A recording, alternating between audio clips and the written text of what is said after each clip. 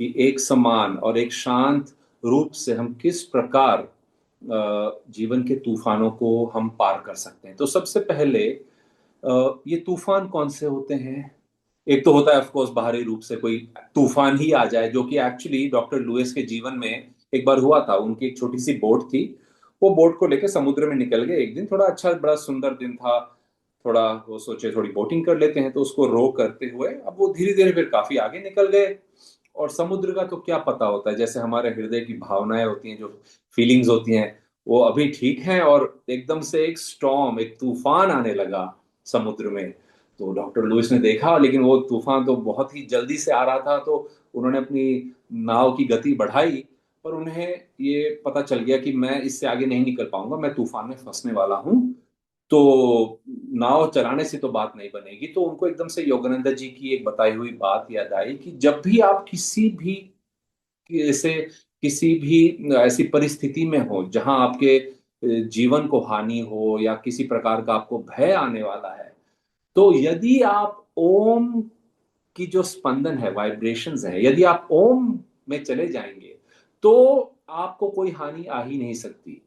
और वो क्यों? क्योंकि हम जो इस संसार में, जिस सृष्टि में है, वो एक द्वैत पे आधारित है, जैसे हम जानते हैं, है ना। और वो द्वैत क्या होता है? जब ईश्वर ने सृष्टि की रचना की तो रचना में ही, जब कुछ रचना नहीं होती है तो कुछ नहीं है, लेकिन जैसे ही रचना की है तो उसका एक ऊपरी भाग होगा, एक निचला भाग होगा। एक जीवन होता है, मृत्यु होती है, सुबह के बाद शाम होती है, अंदर आने वाली श्वास के बाद बाहर जाने वाली श्वास होती है। तो उस तरह से ये जो द्वैत है, ये द्वैत की जो स्पंदन है, जो ध्वनि है, वो ओम है। पूरी सृष्टि ओम कहलाती है एक तरह से। तो उसमें लेकिन ओम के अलग अलग स्पंदन है, वाइब्रेशंस हैं, जो हमें सृष्टि से परे ले जाए, जिसे हम हेवनली फादर या फादर एस्पेक्ट ऑफ गॉड, ईश्वर को पिता के रूप में, या एक जो हम कहते हैं, उस तरह से जब हम प्रार्थना करते हैं तो हम वो ओम के स्पंदन हमें सृष्टि में सात्विक स्पेक्ट्रम जो होता है, हमें सात्विक रूप से सृष्टि के परे ले जा सकते हैं।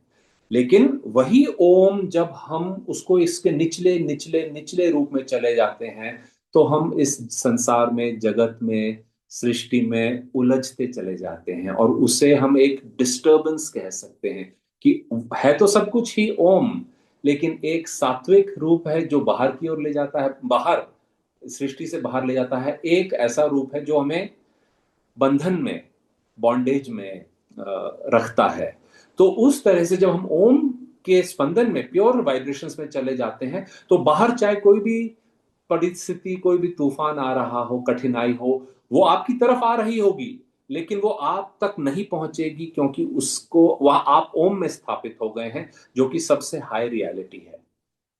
तो वही डॉक्टर लुइस ने किया, उन्होंने नाव को चलाना छोड़ा और वो ओम की टेक्निक प्रैक्टिस करके ओम के स्पंदन में, वाइब्रेशन में, चेतना में स्थापित हो गए। और खुद ब खुद वो तूफान धीरे धीरे रुक गया। और जब वो तूफान रुक गया, फिर डॉक्टर लुइस ने अपनी वो नाव की जो है पतवार उठाई और चला के बाहर आ गए। और जैसे ही वो घर पहुंचे तो उनका फोन बजा। योगानंदा जी कैलिफोर्निया में थे, वेस्ट कोस्ट पे, कई हजारों किलोमीटर दूर। और डॉक्टर लुइस ईस्ट कोस्ट पे थे, बॉस्टन में थे शायद, या न्यूयॉर्क में थे इस टाइम पे। जैसे ही वो घर पहुंचे, उनका फोन बजा और उन्होंने फोन उठाया तो योगानंदा जी थे। बोले, डॉक्टर, आज तुम भीगने के बहुत करीब आ गए थे, हाँ? तो डॉक्टर लुइस ने कहा, जी गुरु जी। और उस टाइम पे योगानंदा जी तो उनके गुरु थे, उनको सब पता था। लेकिन वो बताते हैं, उस टाइम पे योगानंदा जी के साथ जब वो फोन कर रहे थे तो कमरे में एक ब्रह्मचारी थे जो नोट्स लिख रहे थे, योगानंदा जी उन्हें बता रहे थे। और वो ब्रह्मचारी ने बाद में डॉक्टर लुइस को बताया कि नोट्स डिक्टेट करने के बीच में योगानंदा जी रुक गए और उन्होंने कहा, अरे डॉक्टर, बहुत कठिन परिस्थिति में फंस गए हैं, डॉक्टर आज बहुत कठिन परिस्थिति में फंस गए हैं। लेकिन अच्छी बात यह थी कि जब वो बाहरी रूप से तूफान आया, और आपके और मेरे जीवन में वो भावनात्मक रूप से आ सकता है। किसी ने कुछ हमें कह दिया है तो हमारे अंदर एक तूफान जागृत हो जाता है, या कोई ऐसी परिस्थिति आ जाती है कि हम उसको सुलझाना भूल जाते हैं, उसमें उलझ जाते हैं। उस टाइम पे अगर हम भी डॉक्टर लुइस की तरह याद रखें कि नहीं, मुझे गुरु का स्मरण करना है, उनकी बताई हुई बातों को करना है, तो हम भी, आप देखेंगे और आपने देखा भी होगा, आप बार बार उससे बाहर आ सकते हैं। अब मैं रिसेंटली ठीक 2 हफ्ते पहले रशिया में था, और वहां पर हम आउटरीच कर रहे थे। 2.5 हफ्तों के अलग अलग प्रोग्राम्स थे, 4 अलग अलग रिट्रीट्स थी। और मैंने देखा जब हम रशिया तो हम जानते हैं कई काफी कठिन दौर से गुजर रहा है, लेकिन बिल्कुल मेरे सामने हो रहा था ये सब। हम एक जगह 6 दिन का रिट्रीट कर रहे थे, और मैं ज्यादा डिटेल में नहीं जाऊंगा, लेकिन बिल्कुल हमारे सामने एक बहुत बड़ी रिफाइनरी थी, जो कि रशिया की समझ काफी बड़ी रिफाइनरी है। उस पे ड्रोन अटैक्स हो रहे थे, बॉम्ब अटैक्स हो रहे थे। 3 दिन तक ये हो रहा था, हमारे घर हिल रहे थे दिन और रात। आप आवाज सुन सकते थे, ड्रोन आ रहा है यहाँ से, कोई उसको रोकने की कोशिश कर रहा है।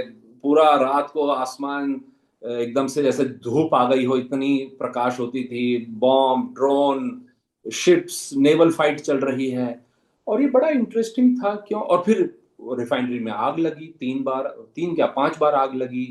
इतना धुआं निकल रहा था कि आपको सूरज नहीं दिख रहा था। सूरज एक छोटे से, जैसे अंधकार में एक दिया दिखता है, तो ऐसे दोपहर का सूरज दिख रहा था। आसमान इतना काला हो गया था।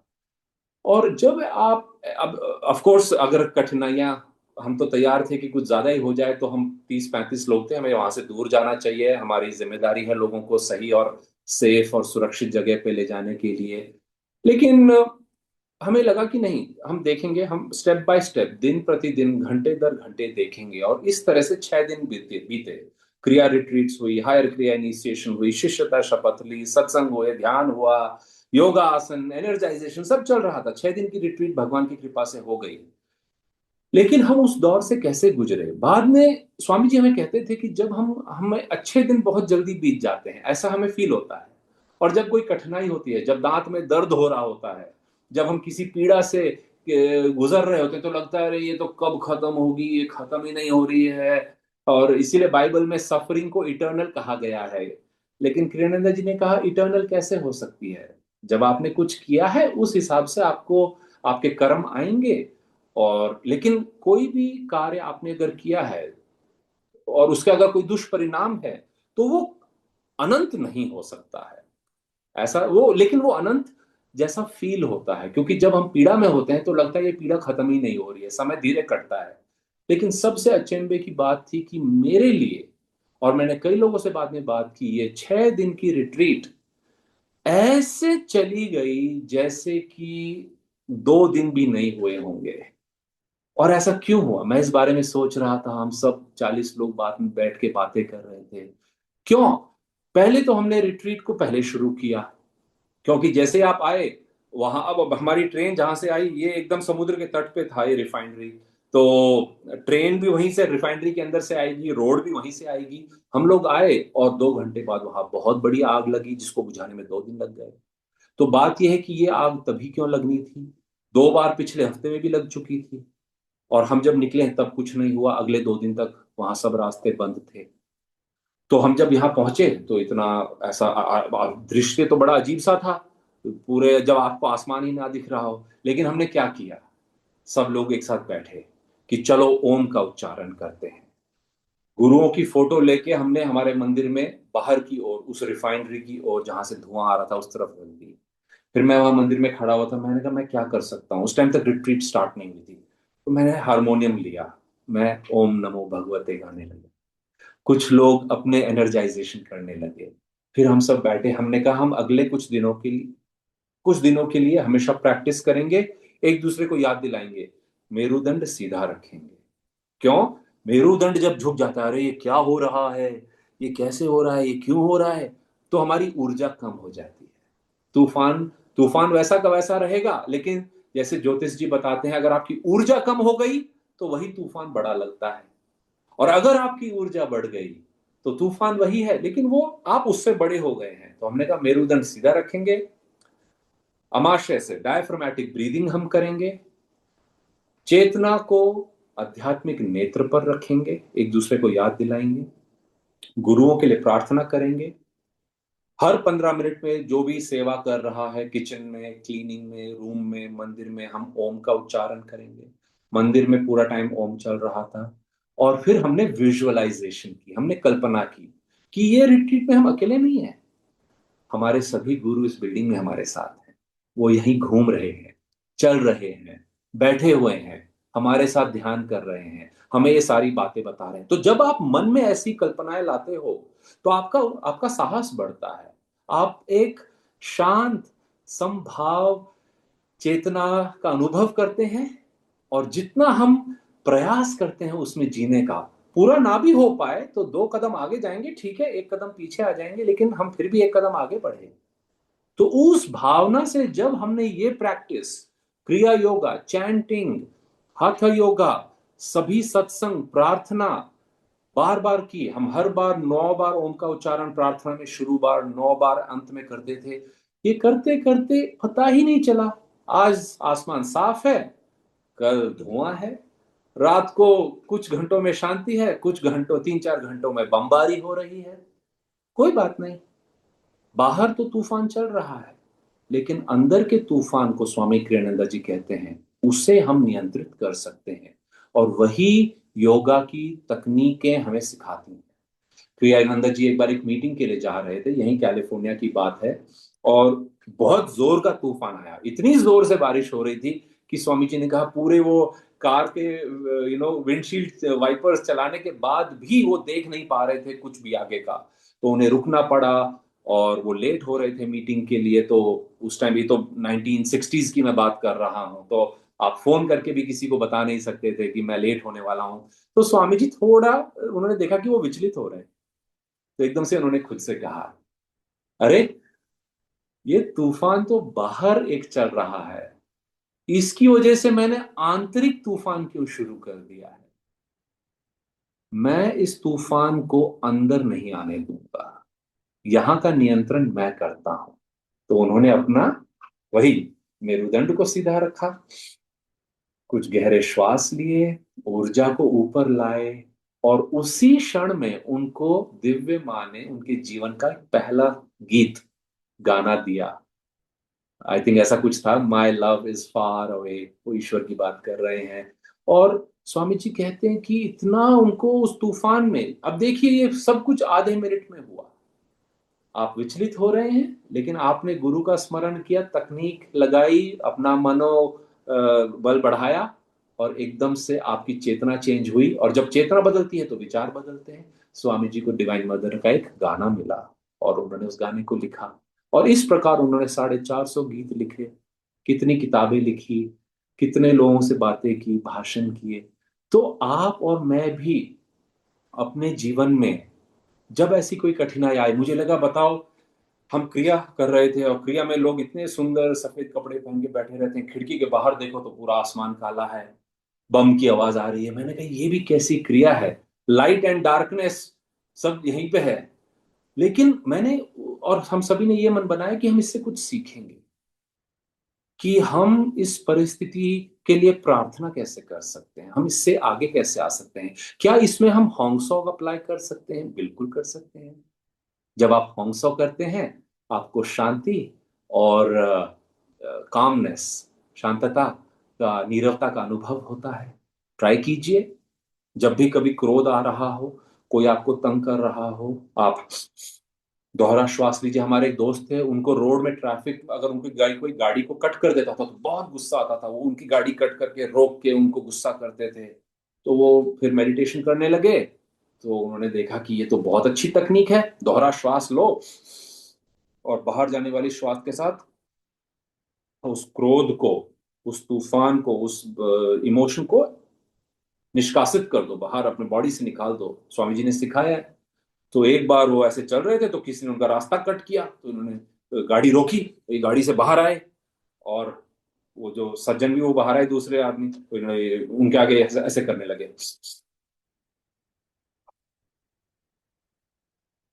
तो वो उनको लगा कि ये कोई अपने आप को लड़ने के लिए तैयार कर रहे हैं, क्या प्रैक्टिस कर रहे हैं, कोई कुंफू है, कराटे है, क्या है। तो उन्होंने कहा सॉरी सॉरी, मुझसे गलती हो गई, आपकी गाड़ी एकदम से आ गई। बोले नहीं नहीं, इसमें ऐसे कुछ नहीं है, मैं तो अपना, मुझे क्रोध आता है बट मैं उस क्रोध को नियंत्रित कर रहा हूँ, मैं आप पे गुस्सा नहीं हो रहा हूँ, मैं तो एक प्राणायाम कर रहा हूँ। तो उसी क्षण में हम किस प्रकार दोहरा श्वास ले सकें, जब हम होंग सॉ कर सकें, गुरुओं को आमंत्रित कर सकें। जब हम गुरु को भूल जाते हैं, ईश्वर को भूल जाते हैं, तो नेचुरली हम अकेले पड़ जाएंगे। लेकिन अगर आपको लगता है कि नहीं, गुरुजी आप जानते हैं, मैं जब वहां से निकला तो एयरपोर्ट, मुझे पता चला, मैं अंदर गया सिक्योरिटी के, तो बाहर मैंने जब डेविटीज को फोन किया, उन्होंने कहा अरे एयरपोर्ट तो अभी अभी न्यूज आई है, एयरपोर्ट बंद है, अगले 5 दिन के लिए इंडिया की सारी फ्लाइट्स कैंसिल हो गई हैं। मेरी आखिरी फ्लाइट निकली वहां से। तो ये गुरु की कृपा होती है। हम एक शहर से गुजरे, सब ठीक था, जैसे ही उस शहर से आगे निकले, पता चला वहां 16 घंटे के लिए कर्फ्यू लग गया था। तो हम अकेले नहीं हैं, अगर हम गुरु को अपने साथ लेके चलें। कोई भी तूफान हमारे लिए बड़ा नहीं होता है। तो ये इसका लेकिन हमें स्मरण रखना है। आप एफर्मेशंस प्रैक्टिस कीजिए, अभिपुष्टियां हैं, एक अभिपुष्टि लीजिए और उसमें गहरा जाने का प्रयास कीजिए। क्रिया योग की तकनीक है, हफ्ते में एक बार उसको लंबे रूप से कीजिए। दूसरों के लिए प्रार्थना कीजिए। जब हम दूसरों के लिए प्रार्थना करते हैं, जब हम इस संसार में दिव्य प्रेम और प्रकाश को लाने के लिए प्रार्थना करते हैं, और ये आप कब, सुबह सुबह जब अगर आप अखबार पढ़ते हैं, उसमें आप कोई भी न्यूज देखें, 2 मिनट रुकिए, 10 सेकंड रुकिए, प्रार्थना कीजिए। यदि कोई पीड़ा में है, कोई रो रहा है, कोई ऐसी तस्वीर आपने देखी है, योगानंदा जी को आमंत्रित कीजिए कि वो उनको थोड़ा शक्ति दें, साहस दें। इस तरह हम क्षण दर क्षण जब उन स्पंदनों को, जो है प्रेम और शांति और दिव्य प्रकाश को हम जब आमंत्रित करते हैं, तो वो कहां से जाता है? आपको बाईपास नहीं करता है, आपके थ्रू जाता है। और जब वो आपके थ्रू जाता है, तो आपका जो भाव है, चित्त है, वो संभाव रहता है हमेशा। और इसकी हमें धीरे धीरे आदत पड़ती है, एक्सपीरियंस आता है और कॉन्फिडेंस आता है कि नहीं, ये कठिनाई आई है, कोई बात नहीं, यहां से भागने की जरूरत नहीं है, घबराने की जरूरत नहीं है, ऐसा पहले हो चुका है, हम इसको 10-15 मिनट में हैंडल कर लेंगे। और जब हमारी अंदर से ऊर्जा बढ़ने लगती है, तो योगानंद जी ने कहा शुरू में तो आप देखेंगे कि भाई आपकी ऊर्जा बढ़ रही है, आपको बाहरी परिस्थिति से कोई प्रभाव नहीं हो रहा है। फिर एक अलग चमत्कार होने लगता है, क्रियानंद जी कहते थे, जब आपकी ऊर्जा ज्यादा बढ़ जाती है, जो कि बढ़नी चाहिए और गुरु बढ़ा सकते हैं, तकनीकें बढ़ाती हैं, फिर हम देखते हैं कि हम उन परिस्थितियों में, उस तूफान में एक लाभदायक कोई एक चेंज ला सकते हैं। हम उस तूफान को शांत कर सकते हैं, जैसे जीसस ने किया था। है ना, वो एक नाव से अपने शिष्यों के साथ जा रहे थे, उन्होंने अपने शिष्यों को कहा था मुझे, मैं सो रहा हूं, अभी उठाना मत। अब वो तो उनकी लीला होती है, वो नाव चला रहे हैं, एकदम से तूफान आने लगा, और बड़ा हुआ और बड़ा हुआ, सब शिष्य एक दूसरे को देख रहे हैं, और जीसस आराम से सो रहे हैं। तो उन्होंने कहा उनको नहीं उठाएंगे, उनको नहीं उठाएंगे। जब उनको लगा कि भाई अब तो नाव डूबने वाली है किसी भी समय, तो उन्होंने उन्हें कहा कि नो, प्लीज उठ जाइए, ये नाव, तूफान आ गया है। तो जीसस उठे, बोले बस इतनी सी बात, इसके लिए मुझे आपने उठाया? पीस, बी स्टिल, शांत हो जाओ, सारी लहरें शांत। तो ये जो एक, और योगानंद जी ने भी ऐसे कई चमत्कार किए थे, कि ये एक उनकी चेतना होती है कि वो बाहरी परिस्थितियों को भी शांत कर सकते हैं। तो आइए, मैं आपसे रिक्वेस्ट करूंगा, आज इस सत्संग के बाद आप एक छोटी सी लिस्ट बनाइए, कौन सी वो 2-3 चीजें हैं जिससे आपके आसपास या आपके चित्त में, हृदय में, अनाहट चक्र में एक तूफान जागृत हो जाता है। किसी ने कुछ बोल दिया, ट्रैफिक हो गया, जो भी कुछ होगा, हर किसी की अपनी एक लिस्ट होती है। और फिर उस परिस्थिति के लिए आप कह सकते हैं उसके लिए हम दवा कौन सी ला रहे हैं। मैं होंग सॉ करूंगा, मैं प्राणायाम करूंगा, मैं अनुलोम विलोम करूंगा, मैं दीर्घ प्राणायाम, मैं फुल योगिक ब्रेथ करूंगा, मैं महामुद्रा ज्यादा करूंगा, मैं होंग सॉ का अभ्यास और गहराई से करूंगा, मैं गुरुओं को आमंत्रित करूंगा, मैं सत्संग में जाऊंगा। कई कई प्यारी प्यारी चीजें हैं, हर किसी को पता है। मैं हमेशा लिस्ट बनाता रहता हूँ कि नहीं, ये कई दिनों से ये ज्यादा नहीं किया है, अब इस पे फोकस करेंगे, अगले 2 महीने ये करना है, अगले 2 महीने ये करना है। गुरु जी ने हर चीज के लिए तकनीक दी है, हर चीज के लिए टीचिंग्स दी है, आपको और मुझे उन्हें अप्लाई करना है। ओके, सो आइए, मैं अभी, अगर आपके एक दो कोई प्रश्न है, और मैं चैट में देखूंगा, अगर कुछ है तो हम वो प्रश्न ले सकते हैं। नहीं तो फिर हम प्रार्थना करके सत्संग को एंड करेंगे। बाय द वे, मैं आनंदा विलेज में हूँ। कुछ ही दिन पहले आप लोगों के जरूर सत्संग हुए होंगे। स्वामी कृष्णानंद जी की जो 100वीं जन्म शताब्दी है, उसका विश्व भर में हर जगह काफी सेलिब्रेशन हुए हैं। और यहाँ भी हुए थे ज्योतिष और देवी जी जो हमारे धर्माचार्य हैं उनके साथ। और बड़ा ये अच्छा समय है, जब एक त्योहार जैसा है। इस समय पे उनकी बुक्स को पढ़िए, थोड़ा उनसे प्रार्थना कीजिए। जब हम रशिया में थे, स्वामी जी प्रत्यक्ष रूप से एक डेविटी को प्रकट हुए जब ये बॉम्ब्स गिर रहे थे। उन्होंने देखा, बोले मैंने मंदिर में उनको देखा है। उससे पहले मॉस्को में योगानंदा जी और स्वामी कृष्णानंद जी अलग अलग 2 बार एक किसी डेविटी को मेडिटेशन में दिखाई दिए, एक किसी के सपने में आके बड़ी प्यारी बात बता के गए हैं। तो ऐसा नहीं है कि भगवान हमें भूल गए हैं, हम उन्हें भूल जाते हैं। हम उन्हें नहीं पुकारते हैं, हम खुद को अकेला अनुभव करते हैं। ऐसा करने की जरूरत नहीं है। और वो दिव्य रूप से, प्रत्यक्ष रूप से दिखे ना दिखे, सबसे इंपॉर्टेंट होता है कि उनकी बताई बातों को हम करें। हम उनकी संतान हैं, वो हमें क्यों छोड़ेंगे अकेला।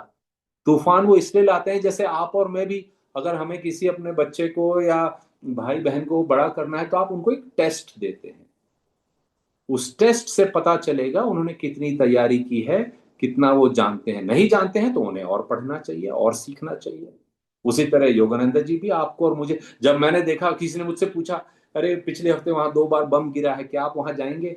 मैंने कहा बिल्कुल जाएंगे, अगर रिट्रीट चल रही है तो जाएंगे। क्यों? मैंने कहा सबसे पहले तो पता चले कि मैं कैसा फील कर रहा हूं। अगर मैं ही घबरा गया हूं तो मैं क्या सत्संग दूंगा? और घबरा भी रहा हूं तो उसको ओवरकम कैसे करूं? तो भगवान टेस्ट और तूफान इसीलिए देते हैं कि हम खुद को परख सकें और उनकी टीचिंग्स को और अप्लाई कर सकें। ये बड़ा ही प्यारा उनका। थोड़ा कठिन लगता है शुरू में कि ये सब करने की क्या जरूरत है, बट है जरूरत, वरना हमें पता कैसे चलेगा कि हम किस प्रकार से परफॉर्म कर रहे हैं, है ना? तो अगर कोई प्रश्न है तो प्लीज अनम्यूट करके आप पूछ सकते हैं, अदरवाइज हम 1 मिनट का मेडिटेशन करके हीलिंग हीलिंग प्रेयर्स करेंगे।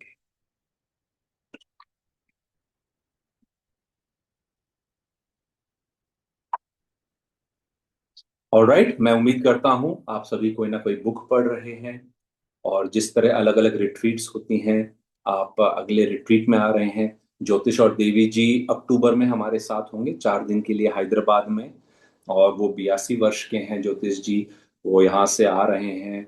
और हमें भी, आप जहाँ भी हैं प्रयास कीजिए ऑनलाइन आ सकें, लेकिन इन पर्सन आने का प्रयास कीजिए। हम केवल ऊर्जा लेने के लिए ही नहीं, बट दूसरों से, अपने परिवार से मिलने के लिए भी आते हैं। और सभी 9 देशों से, China, Russia, Japan, Australia, New Zealand, Singapore, Malaysia, Dubai और आपका साउथ अफ्रीका, इन सभी जगहों पे हम इंडिया से आउटरीच करते हैं। हमने सभी को आमंत्रित किया और अधिकतर देशों से लोग आ रहे हैं। आज ही मैं चाइना से एक डेविटी से मिला, अभी 1 घंटे पहले यहाँ पर, और उन्होंने कहा वो आ रही हैं, वो अपनी टिकट्स करा रही हैं। तो बहुत ही अच्छा एक हमारा जो आध्यात्मिक परिवार है, साल में 1 बार 2 बार हमें मिलना चाहिए, साथ में ध्यान करना चाहिए, सत्संग करना चाहिए। उसकी ऊर्जा वो एक कुंभ मेले जैसा हो कि भाई हम एकत्रित हुए हैं ध्यान साधना सभी तकनीकों को प्रैक्टिस करने के लिए, और फिर उस ऊर्जा को लेके हम वापस अपने अपनी जगह जाते हैं और उस ऊर्जा को सभी के साथ बांटते हैं। तो आइए, आज के सत्संग में जो हमें योगानंद जी की टीचिंग्स हैं, ध्यान, एनर्जाइजेशन एक्सरसाइज, जप, भजन, प्रार्थना, गुरु स्मरण, इन सभी चीजों के द्वारा हम अपने चित्त पर कैसे नियंत्रण ला सकते हैं, सदैव समभाव में कैसे जी सकते हैं, और उस बड़े ही प्यारे गिफ्ट को अपने जीवन में लाएं, अपने परिवार के लिए लाएं, और सभी के साथ अधिक से अधिक मात्रा में हम कैसे बांट सकें। ये प्रार्थना योगानंद जी और गुरुओं को करते हुए, हाथों को मलते हुए 3 बार हम ओम का उच्चारण करेंगे, एक दूसरे तक ये ओम की ब्लेसिंग्स भेजेंगे।